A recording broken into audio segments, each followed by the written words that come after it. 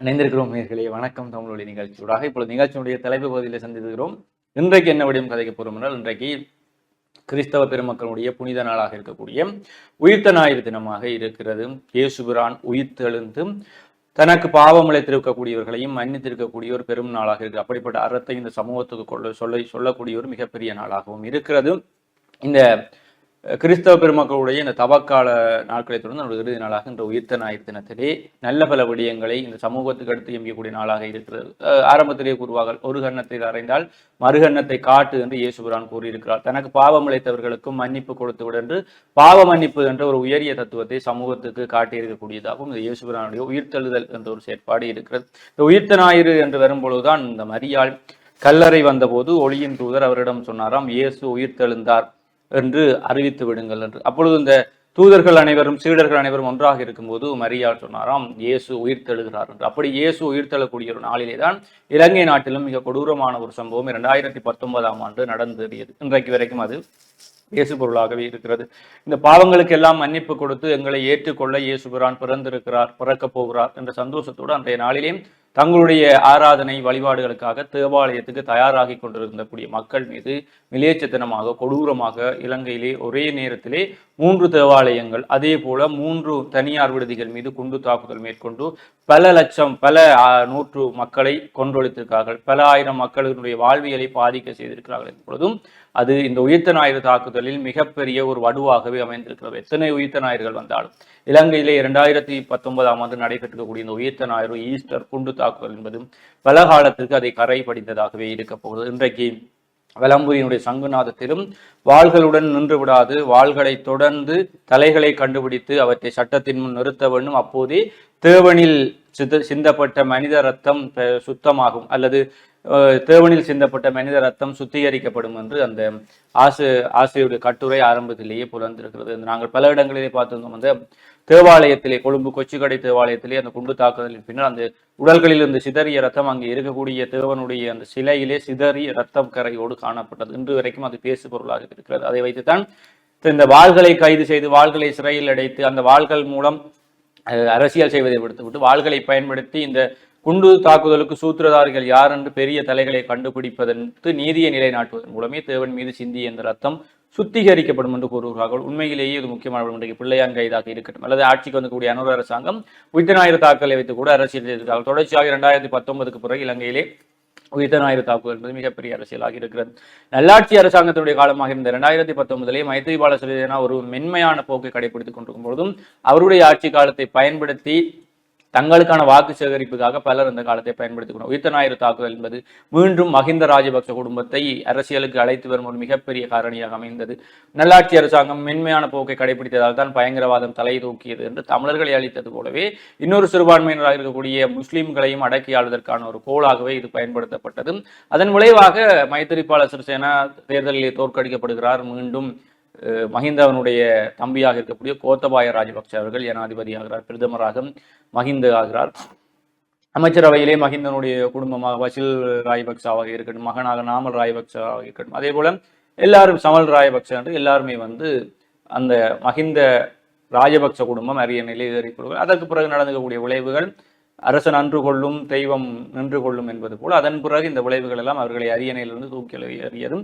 தேசிய மக்கள் சக்தி அரசாங்கம் வரும்போதும் இதற்கான விடையை நாங்கள் கண்டுபிடிப்போம் என்று வந்தார்கள். அதே போல இந்த உயிர்த்த ஞாயிறுக்கு முதல் நாங்கள் இவர்கள் யார் சூத்திரதாரி என்று கூறுவோம் என்றால் இதுவரை கூறவில்லை. ஆனால் பிள்ளையானுடைய விசாரணை நடைபெறுகிறது. ஆனால் பிள்ளையான் அது தொடர்பாக கைது செய்யப்படவில்லை என்பதும் குறிப்பிடத்தக்கது. அப்ப உயிர்த்த ஞாயிறு என்பது பொழுது அது எங்களுடைய பாவங்களை நீக்கி எங்களை புனிதமாகக்கூடிய நாளாக இருந்தாலும் இலங்கையிலே மிகப்பெரிய பாவங்களை செய்தவர்கள் இன்னும் வாழ்ந்து கொண்டிருக்கிறார்கள். அவர்களுக்கெல்லாம் பாவ மன்னிப்பு கொடுக்க வேண்டிய தேவையில்லை. இன்னொரு பக்கம் உயிர்த்த ஞாயிறு பற்றி உயிர்த்த ஞாயிறுக்கான நீதி கிடைக்க வேண்டும் என்பதில் நாங்கள் அனைவரும் உறுதியாக இருந்தாலும், நீதி கிடைத்தே ஆக வேண்டும் என்பதில் எந்த மாற்று கருத்து இருந்தாலும், உயிர்த்த ஞாயிறுக்கு முதல் தமிழின படுகொலை என்ற ஒன்று 2009 2019 உயிர்த்த ஞாயிறு படுகொலை, அதே 10 வருடங்களுக்கு முதல் 2009 தமிழின படுகொலை, போர்க்குற்ற முறைகள் எல்லாம் நடந்து அதை பற்றி யாருமே பேச விளைகிறார்கள். உயிர்த்த ஞாயிறை பற்றி பேசக்கூடிய நாங்கள் அதுக்கு முதல் நடைபெறக்கூடிய தமிழின படுகொலை அதற்கான நீதியை பற்றி பேச மறுக்கிறோம் என்பதுதான் மனவர்த்தத்துக்குரிய விடயமாகவும் இருக்கு. சொல்லுங்க.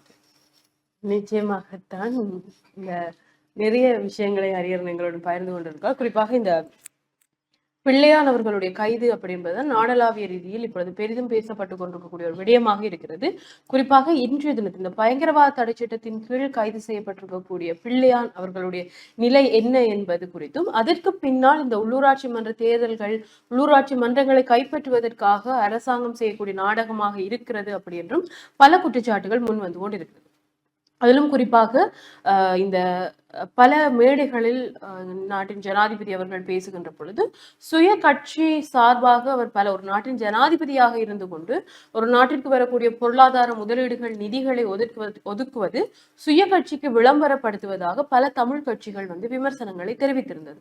அதிலும் குறிப்பாக நிதி ஒதுக்கீடு என்பது தங்களுடைய கட்சி அப்படின்ற வருகின்ற பொழுது தான் கண்மூடித்தனமாக அந்த நிதியை ஒதுக்கீடு செய்வதாகவும், இது வேறு கட்சிகள் வருகின்றது அப்படின்னு சொன்னால், அதிலும் குறிப்பாக வடக்கு கிழக்கில் வேறு கட்சிகள் அப்படின்னு சொன்னால் தான் ஒன்றிற்கு பல முறை அந்த தீர்மானத்தை மறுபரிசீலனை செய்ய வேண்டும் அப்படின்றும் ஒரு கருத்துக்களை தெரிவித்திருந்தார்.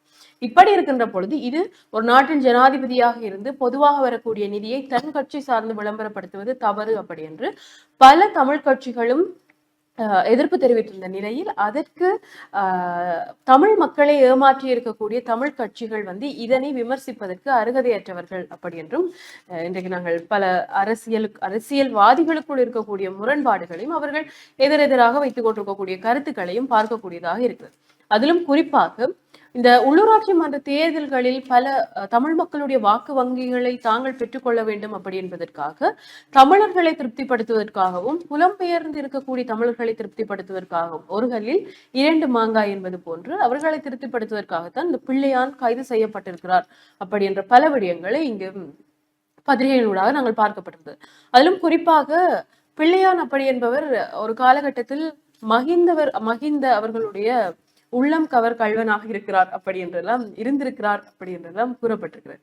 இப்படி இருந்த வேளைகளில் கம்மன் பில அவர்களுக்கு இடையிலான உறவுகள், அவர்களுடைய நட்புகள் எப்படி இருந்திருக்கும் என்றும் அவர்கள் ஒட்டுமொத்த ரகசியங்களையும் 2 தரப்பும் பகிர்ந்து கொண்டிருக்கலாம் என்றும் பல கருத்துக்கள் முன்வைக்கப்பட்டு வருகின்றன. இதன் அடிப்படையில் கிழக்கு மாகாணத்தை இலங்கை ராணுவம் கைப்பற்றுவதற்கான அத்தனை உதவிகளையும் இவர்கள் செய்திருந்தார்கள் என்ற பல உண்மைகளை வெளியிட்டிருக்கிறார்கள். அதைத் தொடர்ந்து இந்த பிள்ளையான் கைதின் பின்னர் அவர் பல ரகசிய தகவல்களை அம்பலமாக்கி இருக்கிறார். தற்சமயம் பல கருத்துக்களை முன்வைத்துக் கொண்டு வருகிறார் அப்படி என்ற ஒரு செய்தியை நாங்கள் பார்க்கக்கூடியதாக இருந்தது. அதே சமயம் எங்களுடைய நாட்டின் ஜனாதிபதி அனுரகுமார் திசாநாயக்க அவர்களும் மௌனம் சாதித்தவர்கள் எல்லாரும் இப்பொழுது வாய் திறக்கிறார்கள் அப்படி என்ற ஒரு கருத்தையும் தெரிவித்திருக்கிறார். இந்த 2 செய்திகளுக்கும் இடையில் ஏதாவது தொடர்பு இருக்குமா? அதாவது இந்த உயிர்த்த ஞாயிறு குண்டு தாக்குதல் தொடர்பாக மௌனம் சாதித்தவர்கள் வாய் திறக்கிறார்கள் என்று நாட்டின் ஜனாதிபதி கூறியதும், பிள்ளையான் இப்பொழுது விசாரணைகளுக்கு ஒத்துழைக்கிறார், விசாரணைகள் வெற்றி அடைகின்றது அப்படி என்று வந்திருக்கக்கூடிய தகவல்கள், இந்த 2 செய்திகளுக்கும் இடையில் தொடர்பு இருக்குதா இல்லையா என்பதுதான் இப்பொழுது எங்களுடைய பெரிய கேள்வியாக இருக்கிறது. அதனைத் தொடர்ந்து நாட்டில் இப்பொழுது பரபரப்பாக இருப்பது இந்த உயிர்த்த ஞாயிறு தாக்குதல் தொடர்பான பிரச்சனைகள் தான். ஆனால் இன்னமும் இவ்வளவு நாள் ஆகியும் இது தொடர்பான தீர்வுகள் இன்னும் கிடைக்கப்பெறவில்லை என்பதுதான் வேதனைக்குரிய ஒரு விடயமாக இருக்குது ஹரிகர். நிச்சயமா.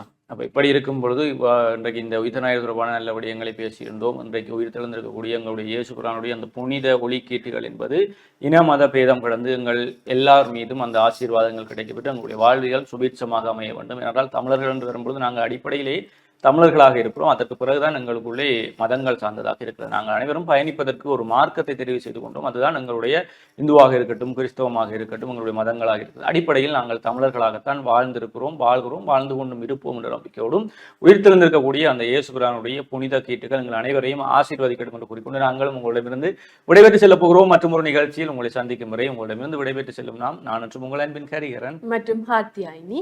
நன்றி நேயர்களே.